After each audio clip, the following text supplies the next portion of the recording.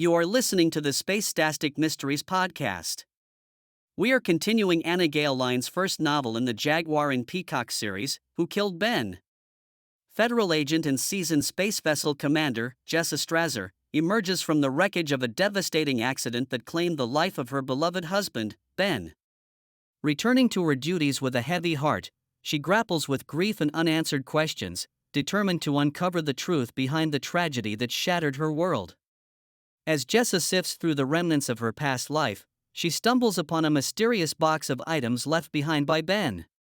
Within its depths lies a chilling revelation: the accident that claimed Ben's life was no mere mishap, but a deliberate act of sabotage. This is episode 6, The Suspects. If you have not subscribed, do so now, and if you are on YouTube, hit the bell to be notified of new episodes.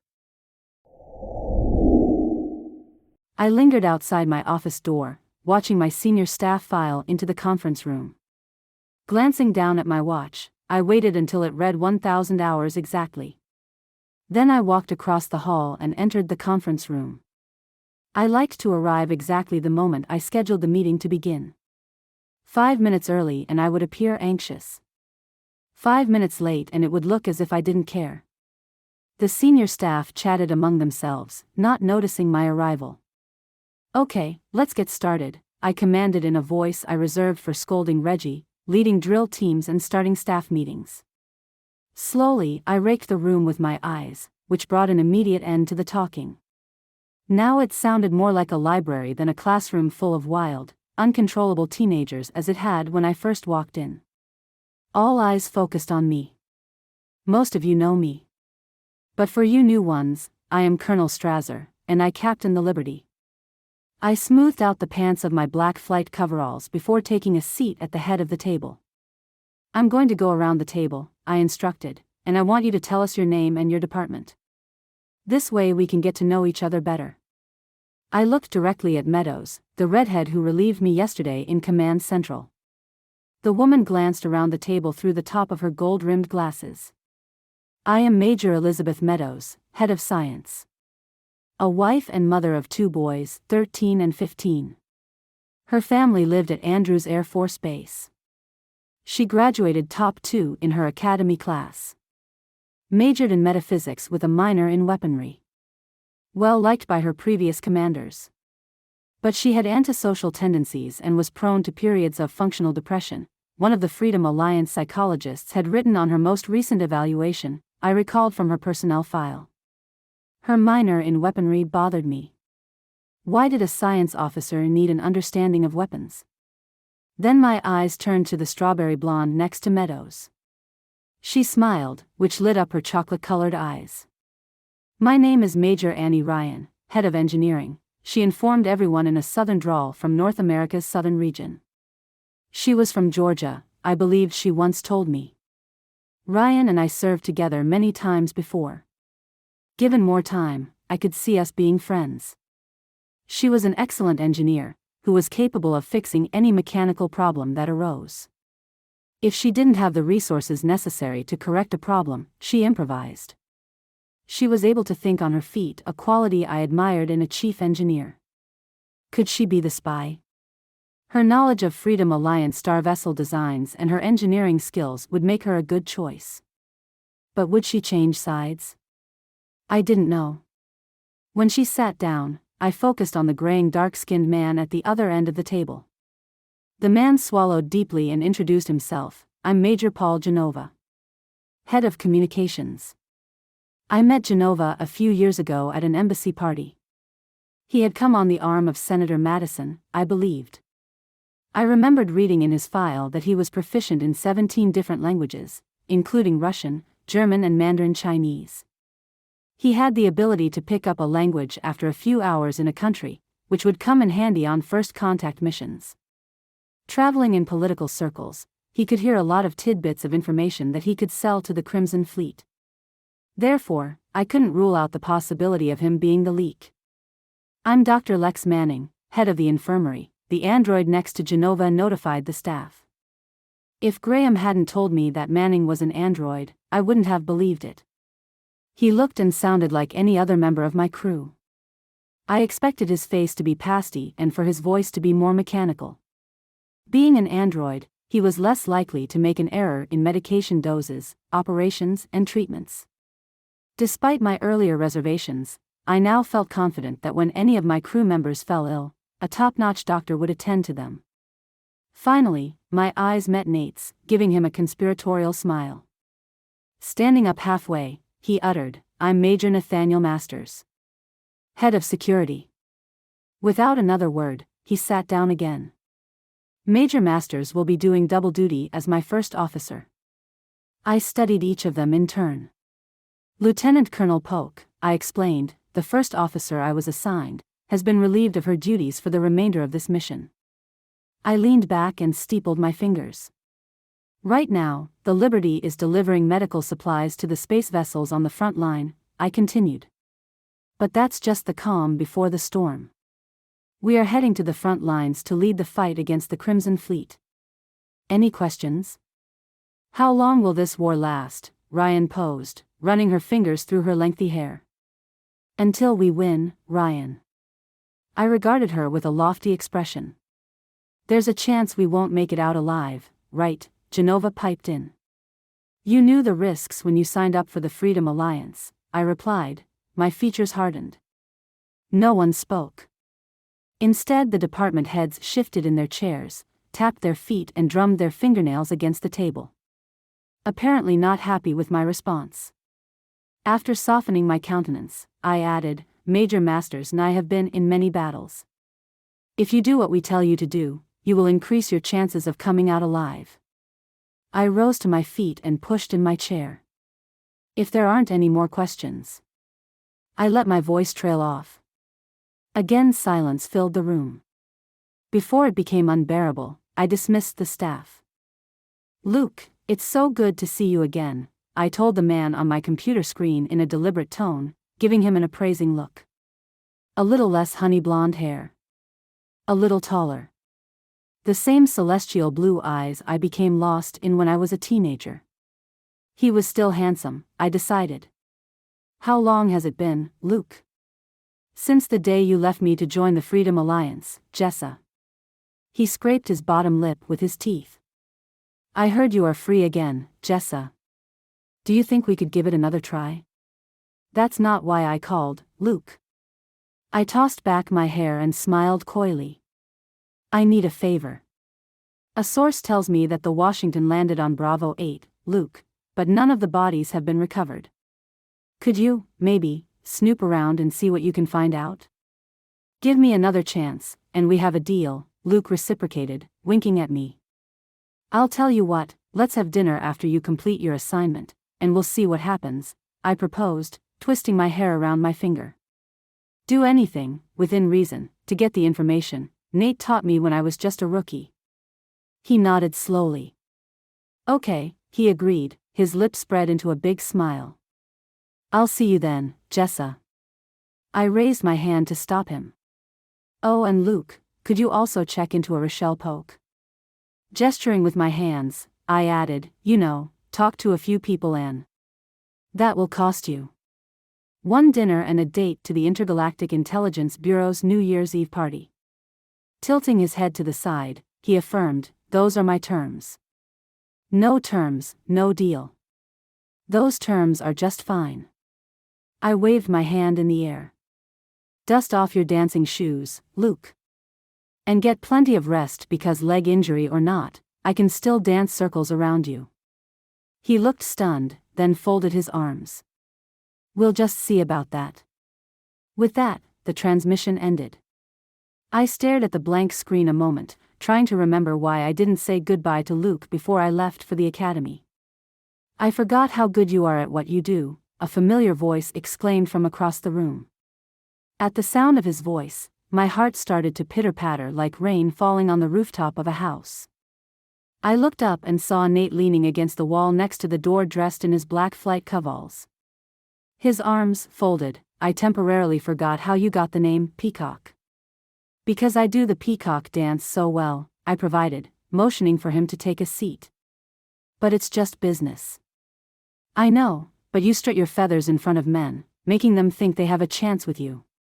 All to get information out of them. He took a seat opposite me. I know Ben didn't mind, but... I leaned forward and fixed him with a monstrous glare. Now, listen here, you can't just tell me you love me and then dictate to me how to do my job, I objected. My voice carried an edge of indignation. Have you ever seen me date any of the men I have done the peacock dance with? Outside of a casual dinner here and there? He shook his head. Of course not. I reached my right hand across the desk to take his hand, hiding my left. I was still wearing my wedding ring. I didn't feel right about taking it off until I tied up all the loose ends with Ben.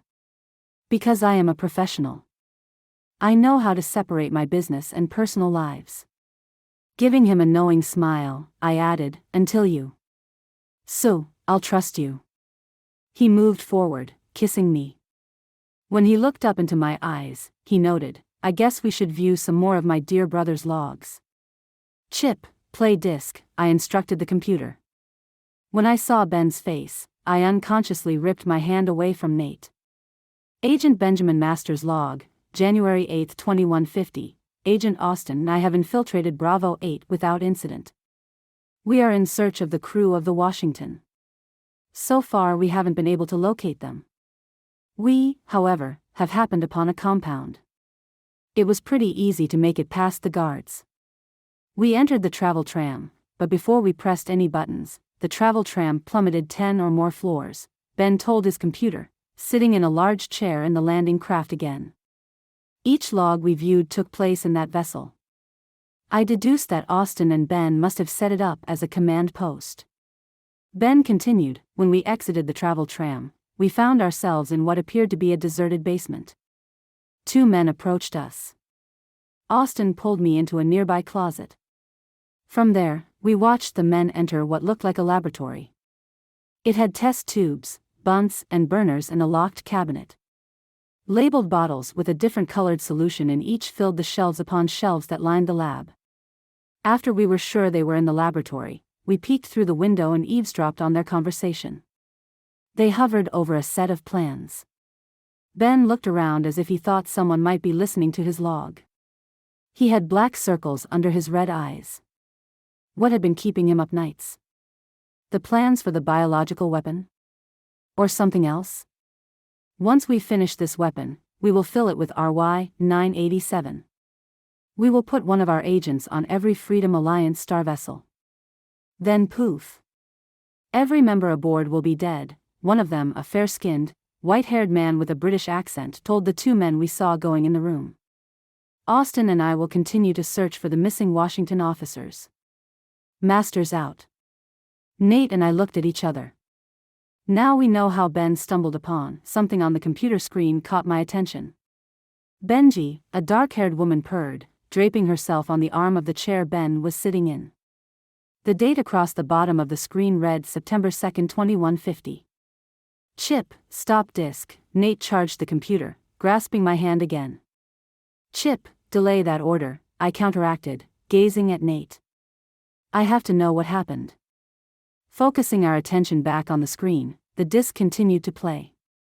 The woman wrapped her arms around Ben's neck and kissed his head, then his cheek and after that, his neck. Ben bolted from the chair. He shook his head, narrowing his eyes as he looked at her. I told you, Natasha. I don't love you. Lifting her head, she declared, I should have been your wife, not her. You deserve a wife who is with you every night. I wrinkled my nose in disgust. I felt as if a trapdoor had opened in the floor of my stomach, letting my heart fall to the ground. It was Natasha. Natasha Austin, his partner. I love Jessa, not you. And nothing is ever going to change that, yelled Ben. An edge of impatience crept into his voice. She stood up and came face to face with him and whispered, Now, Benji, why would you want a woman who is having an affair with your brother? She touched his hair with her hand. His eyes blazed with fury as he pushed her hand away. He retorted, Jessa is extremely loyal to me. And so is my brother. As long as we are married, my wife will never cheat on me. Jessa and Nate are partners, like we used to be. Ben stomped over to the door of the vessel. Our partnership is over, Natasha. Now get out. He opened the door and motioned for her to leave. She marched over to the open door. When she reached the doorway, she faced him again and warned, "You made a big mistake, Ben. I will ruin your life and that of your precious wife." With that, she stormed out. The screen went blank. "Chip, stop disk," I commanded the computer. Turning to Nate, I saw that look on his face. The one that told me that his mind was working overtime. When she said that she would ruin Ben and your lives, do you think she meant the accident? Nate finally questioned, stroking my hand with his thumb. I started, twisting my mouth. We know that Austin knew what Ben overheard about the weapon. And when he rejected her, she told her superior officers what he knew. I watched Nate's face to judge his reaction. He seemed to consider it. Austin, being a woman scorned, could have caused the accident herself. My eyes widened at the thought, lifting my hand and intertwining it with his. In that case, Jag, who was her intended victim, Ben or me? With you out of the way, she was free to pursue Ben. Nate smiled wryly. Tilting my head to the side, I pondered that for a moment. That's not a guarantee that Ben would have fell into her arms. No, but it does put Natasha Austin at the top of the suspect list, Nate replied, reaching over to push a strand of hair out of my eyes. He leaned in and kissed me. After recovering from his kiss, I reasoned, maybe she didn't drive the car. Maybe she only ratted him out, and another Crimson Fleet officer was assigned to kill Ben. Maybe that person was the spy that was aboard the Liberty, I thought to myself. Sent here to kill me too. I thought about the disc, tapping the desk with my fingernails. I kept hearing Natasha's voice in my head, "I should have been your wife." That word should bothered me. Didn't Polk use that word when she taunted me yesterday? Suddenly, a thought struck me. "Chip, display a picture of Lieutenant Colonel Polk," I bid. Switching my attention to the computer, I slipped my fingers away from Nate's. When Polk appeared on the screen, I moved my chair closer to the computer. "Now change her hairstyle to a bob that stops at the end of her chin and make it black," I further ordered Chip. The computer made the changes. Close, I speculated. Very close. But there was still something missing. "Now, Chip," I advised the computer, "change her eye color to green and add glasses." Bingo. "Chip," I went on, "display this picture alongside a photo of Major Natasha Austin." Looking back at Nate, I asked, "Do we have a match?" "No question." "It's the same person," Nate agreed, pinching his brows together. "But, how did you make the connection?" I took on a posture of superiority, flashing him a triumphant smile. I had been racking my brains trying to figure out who Polk reminded me of, I explained, gesturing toward the computer. "Now I know." "Well," he maintained, rising from his seat, "it's time to go question Natasha Austin, if indeed that is her real name." Maneuvering my way around my desk, I walked over to where Nate was standing. He took me in his arms, staring into my eyes. "Are you sure you are okay with this? You aren't going to try to kill her or anything, are you?" I rolled my eyes, closing them briefly. When I opened them, I answered, "No, but if I find out that she was the driver of that car, I will make good on my promise and put her in intensive care." My mouth tightened into a stubborn line. "If she was the driver, you will have to stand in line to hurt her," Nate told me, tightening his embrace around me. To sign up for updates and receive the Last Chance Station novel free, go to https://tinyurl.com/lcsnovel.